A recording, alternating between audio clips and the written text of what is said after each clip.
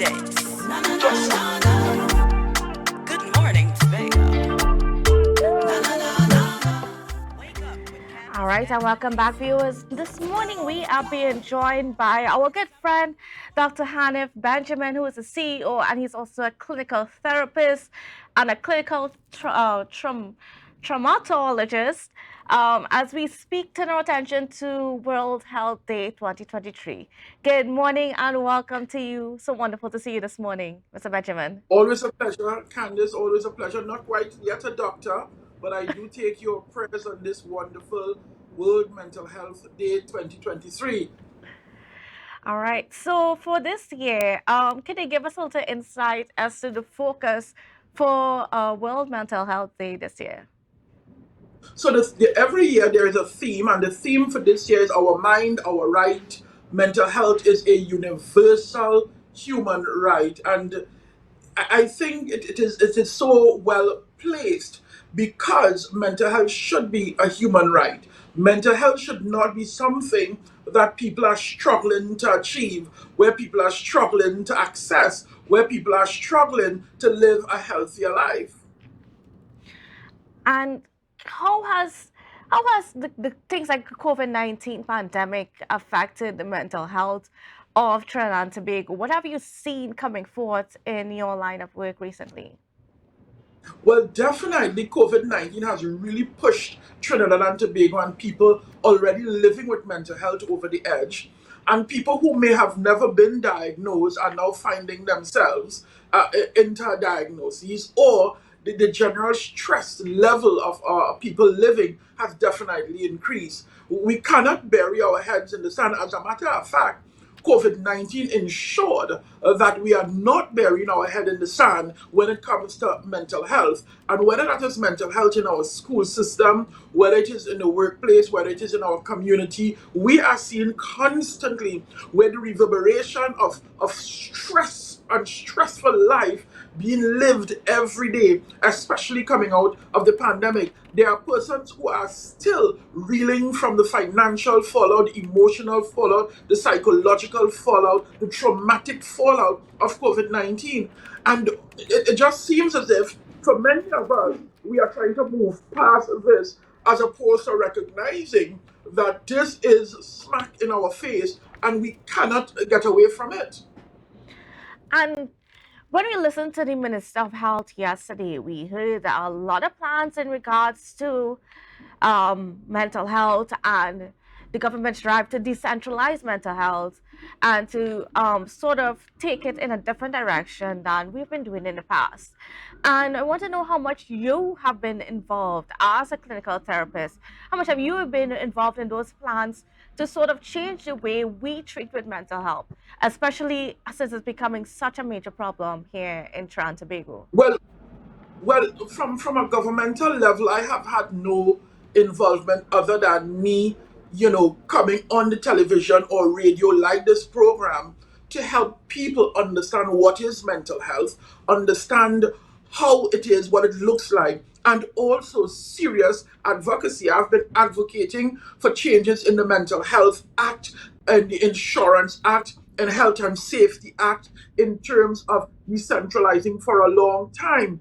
And therefore, I am very excited by this news. I was not able to listen yesterday, but from what you are saying, if that is in fact the case, I am extremely excited because Mm. decentralizing mental health in and of itself would remove a level of stigma that has plagued mental health treatment for some time. You must know even the Calypso the Madman and also St. Anne's, where we go in St. Anne's, have given our mental health institution a bad word. And therefore, when we think about mental illness, we immediately think about the madman on the street or we think about St. Anne's. And therefore, if we decentralize, like I have been asking to, for example, while I know that there might be social workers and mental health practitioners in our health centers, they are not there primarily for walk in. They Mm. are there for internal referral. And I have been advocating that a mental health unit be set up in all health care centers so that when people come, nobody knows what you're coming there for, whether you're going to the doctor for your heart, your foot, or mental health. And that is one way of removing the stigma. The other way that I really would like for us to see is mental health literacy, right? We need to make people aware because people are afraid of what they don't know. And Yeah. because what they don't know look bizarre, they tend to shy away from it because of shame and guilt. So, if we increase the literacy when it comes to mental health as a government and non governmental approach, we are in fact reducing the stigma.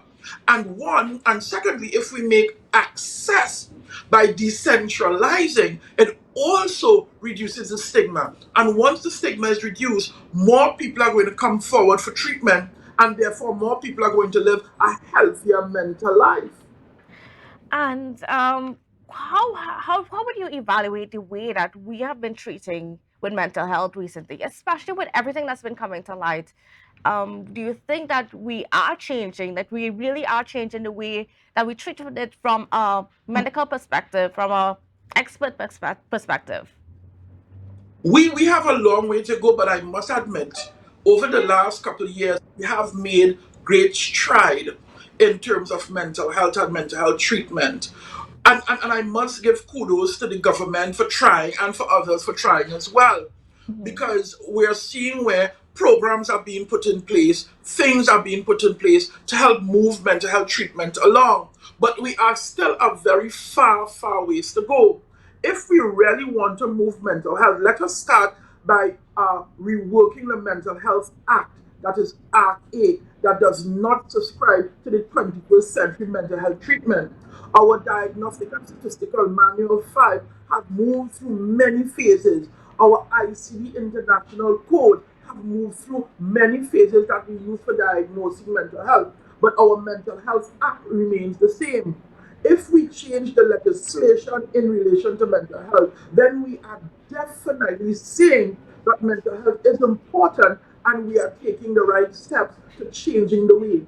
When we change the legislation, it means that we can now change the legislation in relation to our OSH Act so that mental health can form part of that arena. We can change what HSSE stands for. Right now, health and those committees are mainly physical health, but there is no physical health without mental health, and there is no mental health without physical health. And definitely, we need to change the Insurance Act because right now the medical model is used, and for those insurances that actually gives a benefit for mental health, it is very minuscule. And so we need to change the laws so that these policies can change so that people can access. I am looking forward to today for the day when in any employment setting an employee could bring a sick leave and say depression, anxiety, stress, and is not looked upon as if they are crazy or is not pushed aside because they are a problem, but rather just like we treat the flu and heart attack and stroke in terms of sick leave, that people are able to bring those things. I am looking forward to a day when a person don't have to go through 1,000 hoops to get insurance coverage for mental health treatment as well. And as we're speaking about those things, and as we're waiting to, in a sense, to get to that point where we can have a society that recognizes what we need to do for each other, whether it's in employment, etc., for when it comes to mental health. What are some of your recommendations, or what are some of the things that you see that's very practical that people in Tobago and Trinidad can do to, I mean, to deal with the stress that they are feeling, to deal with the mental problems that they may be facing? Well, the first thing we need to do is recognize that mental health is real. Mental health is real. It is not a man being lazy or an employee don't want to work or the drop in productivities because they are grown. Mental health is real. Let us first acknowledge that. Once we acknowledge that, we are saying to people that it is okay for you to feel the way you feel. Because we may not see mental health as real, we are taking away how people feel, and we should never do that. We should allow people to feel how they feel, and we treat with that. The second thing that I think is going to be important is all people, all companies, all workers should know what is mental health and what it looks like. Too often in our work scenario, people who are living with mental health challenges are treated from a punitive perspective, right? They are treated as if they are doing something wrong, when in fact, the mental health challenges that they are dealing with is in fact causing the scenario. So we need to be educated.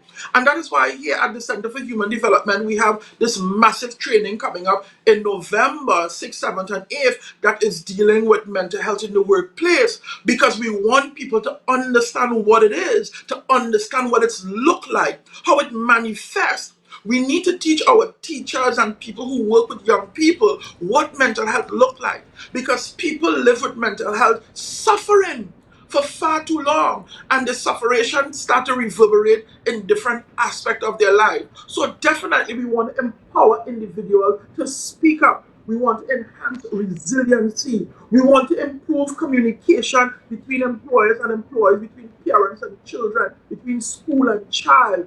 We want to create a supportive work environment, a supportive home environment. Mental health can be a burden on many persons, work or families, and we need to encourage them to keep fighting. We need to understand that access is important. So if we make it open to people so that they can access mental health without so many hurdles, then we are well on our way to treat with how our people are dealing with mental health challenges. And that is why, Candice, it is in fact a human right issue. All right. Well, Dr. Benjamin, I just want to thank you so much for being on with us. It was such a pleasure speaking with you this morning. And yeah, I just want to thank you for being on with us. Well, viewers, we're going to take a Thank quick you. break and we'll be right back.